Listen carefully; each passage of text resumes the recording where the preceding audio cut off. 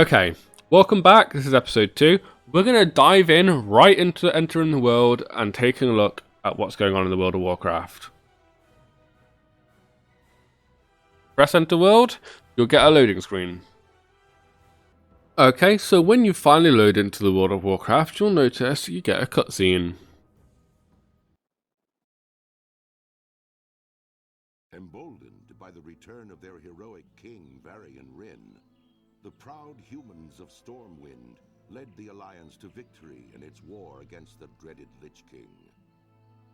While successful, the campaign in Northrend proved costly, and the humans now seek to bolster their strategic holdings throughout the world. Under Varian's daring leadership, humanity now braces itself for a renewed conflict with its perennial enemy, the Horde. Yet, as the great cataclysm rips across the world, familiar threats have once again arisen closer to home. It now falls to you to defend the kingdom and uphold the honor of humanity. Okay, got a character in front of us. Okay, so welcome to World of Warcraft. This is what the game looks like. So let's go through some of the UI and explain what's going on here. Okay. So right here in the middle of the screen, you've got your tutorials. This will explain to you some of the basics of the game, what's going on. However, I do sometimes feel that these tutorials can be a bit lacking, especially for new players, which is why I'm doing these videos. So, in the top left-hand corner here, you have your character portrait. This little number here is your level. This is the picture of your face. You have your name here. This green bar is your health. Blue bar is your mana. In the bottom left corner, you have the chat. Here you'll see other players talking. You'll get notifications about the world. You'll have players whisper to you. And if you press enter, you will be able to open the chat frame and talk to other players. As it says here, you press enter and open the chat frame. Type messages here to speak to nearby players. Press enter to send the message or escape to cancel. On this bar, you have the options for general in this top tab, or the combat log. A combat log will tell you what damage you took, from what characters, what damage you did, and to who. And it's very useful if you make a mistake to have a look at the combat log, figure out what's wrong. You can right click these to unlock and drag them around and place it wherever you want. Then right click again and select window. You can also make non-interactive, means if a player link an item or a guild in the chat, wouldn't be able to get. Also rename the window, create any new chat windows you like, change the font size, background color, and a whole plethora of other settings. You can also press this little speech bubble here, give you some useful commands in chat. Basics include /stay, speak out in the world, and is the default chat. Hey. You then also have party chat, which will let you speak specifically and privately to a group you are in. r/raid or r/I will do the same thing for larger groups, or for an instance group if you join one. Get to that another time. /G is guild chat, which will let you chat to members of the guild. /yell is similar to /stay, however, is viewable by players in a larger area. Whisper will message a character privately. Note will let you do things like applaud, beg, bow. However, if you type just /E followed by any other string of text, make your character do anything you want. However, there may not be animations in that. /R will let you reply whispers. Then also choose what language game you would like to speak. As a human, I can only speak Common. However, other characters such as Night Elves, Draenei will be able to speak Common or their race's language. If you selected your race's language, it will change anything you say, say and yell, or any other chat into that language, which means a player that cannot speak that language will not be able to understand you. Then also do voice emotes or macro and create a macro. But macros are something for another time.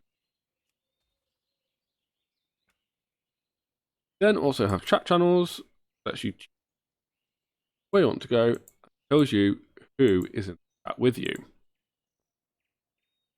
Along the middle of the bottom bar here, these squares are empty, but have numbers in them, are your spells. Click these to attack your foes, or you can press the associated number. Below it is your experience bar. Currently have 0 out of 400 experience. When we hit 400 experience, you will gain a level, and this bar will start again.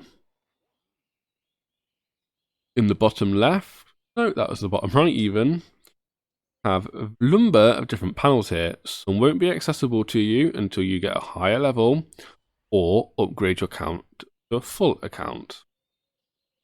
You have your character information.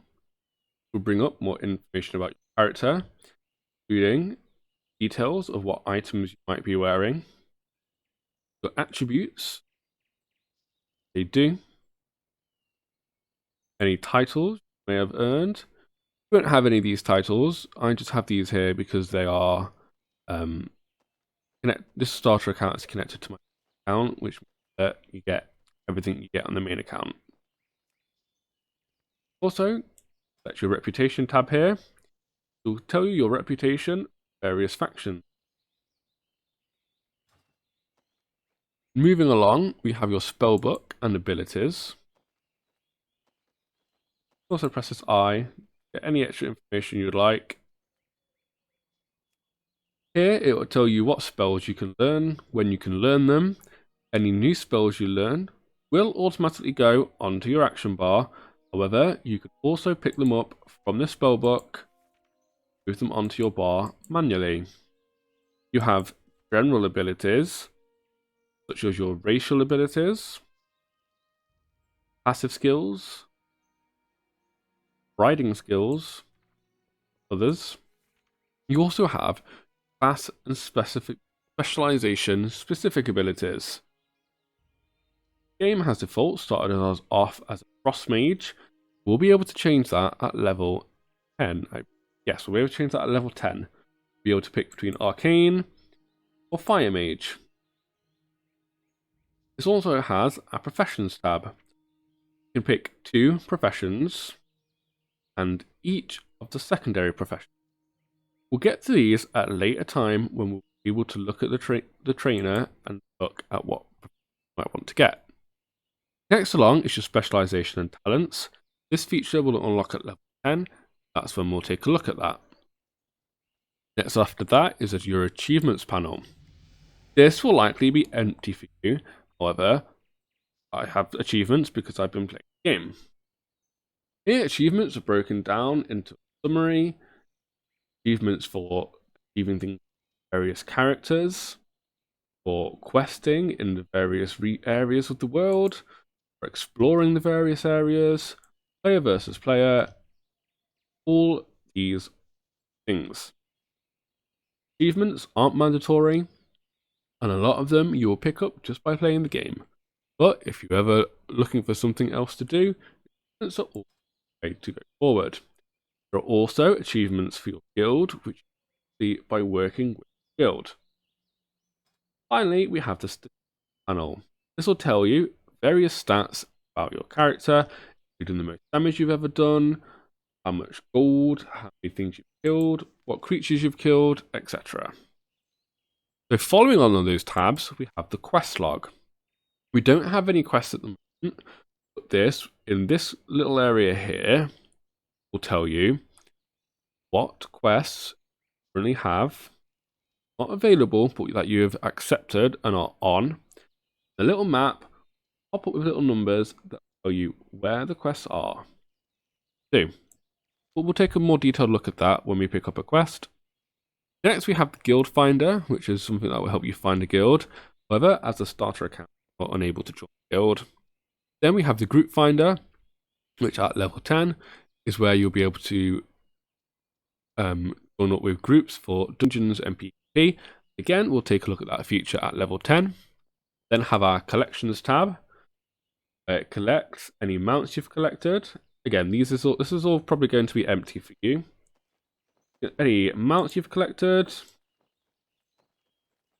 any pets you may have collected. We'll get into pet battles a little later on. Toys you may have collected. I don't have a lot of toys. Much. The heirlooms, this is something you'll get at maximum level, and you may see a lot of other players wearing. These are items which will scale with your level, provide an experience bonus. And if you ever hit maximum level, these are something you can use to make the leveling experience quicker for a second character. Then have your appearances tab. Any quest you complete that gives you an item, or any item where loot from around the world, will appear in here for you to wear once again. But when we get to the capital city and we start looking around a little more, we'll show you how to do this. It does cost gold, but it is very fun hunting for appearance, creating awesome looks. Following that, we have the adventure guide, which again is not yet available. We have the in-game shop, where you will be able to buy the latest expansion and the next expansion. I would recommend holding off on just now.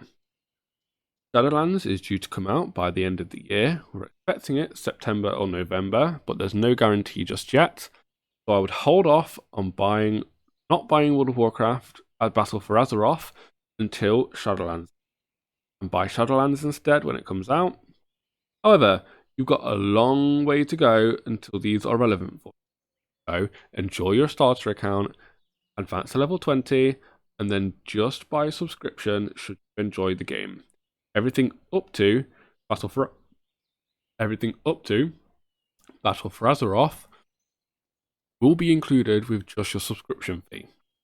I can't stress this enough. That seems to be something that trips up new players a lot. You do not need to buy Battle for Azeroth until you are level 110. Everything else is included in your subscription. So going through the shop, we then have pets you can buy, mounts, toys, a WoW token, which you won't be able to buy on your starter account. But should you have a gold, you can use in-game gold to buy a WoW token or real money, and those can be exchanged either game time or sold for gold, or exchanged for real money to use in the shop. Then also have services, which include server transfer, race transfers, and things like that, as well as bundles, various pets, mounts. Finally, you have the game menu, help, access to help and the shop, your graphics and system settings, your interface, key bindings, add-ons, and all of that good stuff. And then finally, if we move up slightly, we have bags. If you attach an authenticator and SMS protection, you will gain this bottom row of slots here for your bags. It's very highly recommended. I would do that if I were you. These bags will fill with items and gold here at the bottom. It will also come with a hearthstone which will let you return to an inn of your choice. So finally, we'll go up into the top right corner. Here we have the Winds of Wisdom buff at the moment, which is current buff which applies to all characters of all players all across the world, and that will give you a 100% experience boost, which means the leveling process right now is a lot faster than normal. Next to that, we have the mini map, which will tell you where you are, world map button next to that, calendar below that, which tells you what events are coming up in the game, a clock with the in-game time, which the realm time, which will be dependent on where the servers are held for you. I'm in Europe, and the realm time is always about an hour ahead. I believe that's because the servers are located in France. I'm in the UK, so there's that 1 hour time difference. You then have a zoom function for your minimap and tracking options. Won't worry about those just yet. Now, how long are we? I'm going to end that video there, and in the next video, we're going to accept our first quest.